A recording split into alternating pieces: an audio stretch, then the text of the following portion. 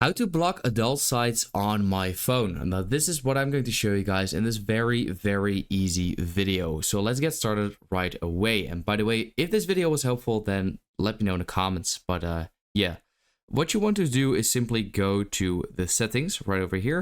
And you want to make sure that you have screen time enabled right here. So if you are now in the screen time, you can actually go to content and privacy restrictions right over there. And once you've done that, you can actually see the content restrictions section. And if you click on there, this will pop up. And then here you can see the web content, and then it's currently set to unrestricted. And you can, for example, limit adult websites.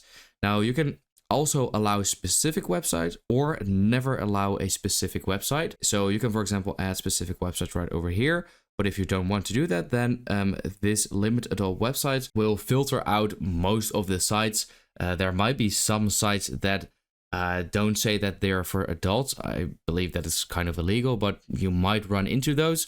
But for the most sites, like adult sites that are, they have to say that they're adult sites. So then your phone will automatically limit those websites. I hope this video helped you out. Let me know in the comments if it did, and then I will see you next time.